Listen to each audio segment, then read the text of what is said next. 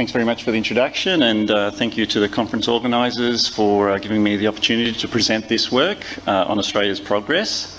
I'd like to start first by acknowledging the traditional custodians of the land we're on today, the Turrbal and Yagara peoples, and pay my respects to elders past and present. I'd also like to acknowledge any Aboriginal and Torres Strait Islander people in the audience and other Indigenous and First Nation people who are joining us today. So I guess cutting to the chase and giving you the punchline up front, so to let you know, I think what I'll be showing you today is looking at a lot of epidemiological metrics that describe Australia's HIV epidemic since the early mid-2000s. We've made a lot of progress, but there's still gaps, and I think we still need to make further efforts to make sure that we're definitely on track to eliminate HIV as a public health threat. To give you a little bit more detail in the short amount of time, so I guess overall, as I said, I'll be looking at various metrics from 2004 and looking at the trends and how they've changed over time.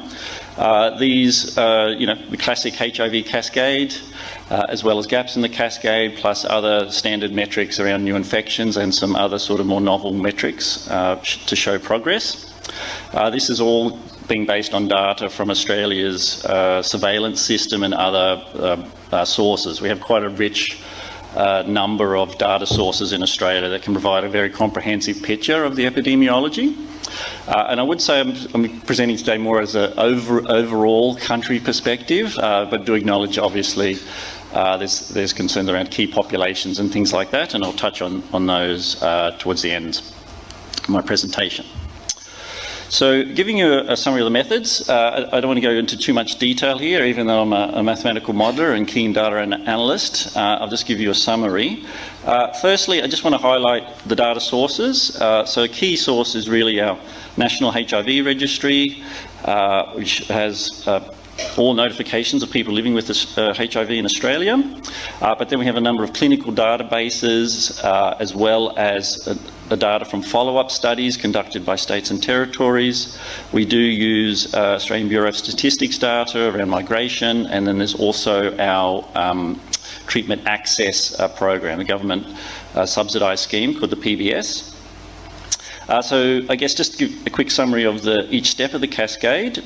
So first up, we actually use modelling to estimate the number undiagnosed or percentage undiagnosed, and this is the ECDC HIV modelling tool, which is then applied to the estimated number living with diagnosed HIV. This number here is where actually lots of the data sources come in, and there's quite a lot of uncertainty. I guess what we're trying to do is add up all our diagnoses or notifications, do some adjustments to them because we know there's duplicates in the system, there's missing data and things like that. And then we apply mortality rates that come from those clinical cohorts I mentioned. And then we're also trying to estimate the number of people who leave Australia permanently who are living with HIV, and that can be probably the most uncertain part of this is population movement. We don't really have good knowledge about how people living with HIV emigrate. The other steps are a bit more straightforward, either applying some proportions from the literature around retention in care, and then, as I said, the PBS data does provide us 100% sample of everyone who is eligible for a Medicare card in Australia, and it fills in a script for ART. But we also have people who are ineligible for Medicare in Australia, and in the past, there was many barriers for them to get ART, mostly administrative, but pharmaceutical companies did have a compassionate access scheme which people could sign up to, and they were willing to give us the aggregate numbers for us to estimate that number. I just would mention that the government's actually announced a new program and launched it as of 1st of July, where anyone living with HIV in Australia can access subsidised ART now. And I guess in terms of being a data nerd, that'll hopefully give us better estimates on that population. And then finally, suppression is, again, just applying a proportion from the clinical cohorts. Okay, other metrics include annual notifications and estimates for number of new infections from the ECDC modelling tool. I just want to mention a couple of these sort of newish metrics which are much more related around the undiagnosed population and testing. The yearly diagnosed fraction, it's got a formula there to explain what it is, but essentially ultimately what you would like to do is diagnose everyone who's living with undiagnosed HIV within a year. And this is basically telling you how well are you doing at doing that. And if this number is low, like close to zero, then it suggests there's a lot of late diagnosis happening and taking a long time for people to be diagnosed. For the case detection rate, this is a bit more straightforward. It's number of new diagnoses you're finding divided by the number of new infections. Hopefully you have this greater than 1 so that the population living with undiagnosed HIV is declining over time. The other measures here are more of an overview. I don't really want to focus on them too much, but they're just giving you a bit more sense about what's happening with the overall population of people living with HIV.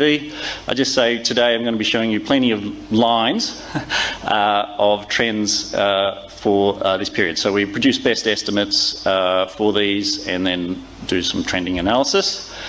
In terms of the analysis, we're fitting trends using calendar year as a covariate, so we're just trying to get a sort of a sense of the annual rate ratio for how these metrics change over time.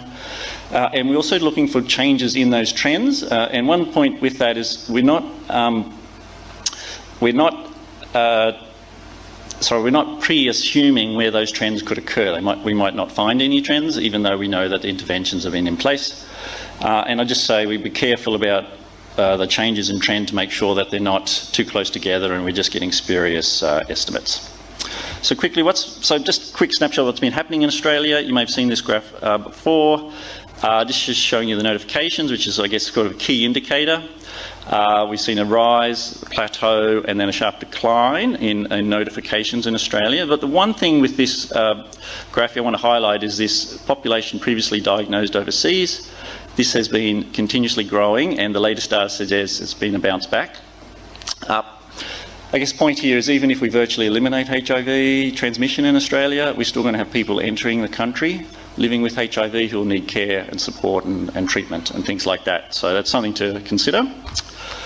In terms of a cross-sectional snapshot, so these are the latest estimates. Unfortunately, I haven't had a chance to run the 2022 numbers yet for the HIV cascade in Australia. Basically, everyone knows what a pretty bar chart looks like for the cascade. We are looking at having 29,500 people living with HIV in Australia, so at an international context, low numbers, often people looking for an extra zero or something there when I present this internationally.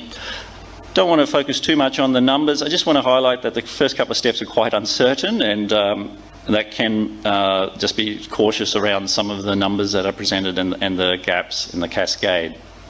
So in terms of 95 targets, we've got sort of 91% diagnosed, 91 to 92% on treatment, and 98% also suppressed. I'm going to talk about those gaps a little bit at the end. So just to talk about trends now. I'm not going to focus too much on this slide, but I just want to highlight, I'm going to be showing you lots of lines and lots of graphs with these lines on them. So going forwards, these figures are all going to show the year at the bottom, going to have the estimates in red with shading showing the uncertainty. The black line is going to be the fit, and these vertical dashed lines are showing you any changes in the trend, so any change in the annual rate ratio. I guess this graph here is really just showing you about each step in the cascade, and these four here. Not much to say here other than they've all been going up. There has been some small changes, potentially plateauing of the number living with HIV in Australia now in recent years. I think more interesting is look at the gaps and what's happened in the gaps in the cascade. So this is the number undiagnosed and percentage diagnosed, the number not on treatment and percentage on treatment, and the number not suppressed and percentage suppressed. Number undiagnosed hasn't changed too much. I would highlight that in terms of the first 95, we've just been making slow and steady progress. No change in that progress appears in this cascade step. Interestingly, for ART, there was a big change in the number, and this really, these two change points here really coincide with the early initiation of ART and treatment as prevention era. So it feels like that's probably had an effect. Haven't done any causal analysis there, but it seems like quite a logical conclusion. In terms of suppression, it's just been continuously declining ever since 2004. In terms of other metrics, lots of lines here again, lots of graphs. I guess I've already sort of mentioned those trends in the diagnosed. We've seen big drops in notifications since COVID. We do have to be cautious with those though, because there's always the issue around testing. ECDC models does suggest that there was a continual and increased fall in new infections in Australia, but this measure around the yearly diagnosed fraction, it should actually be going up. So it's going down is not progress. It should be going up, and it's actually declined a little bit, suggesting a fall in testing and suggesting there's more late diagnosis occurring. So that's something to be cautious about. In terms of these other metrics, I think I'll just say that they're all progressing and pointing in the right direction, so I won't go into detail there, because I think I'm probably well over time. Anyway, so just in conclusion, I guess the main point, I think, is that Australia hit 90-90-90. We're on track for 95-95, but I think that's fragile. It's just. So if you look at the annual rate ratios, I didn't present any numbers, but we are just going to just hit it. So we're relying on those trends continuing.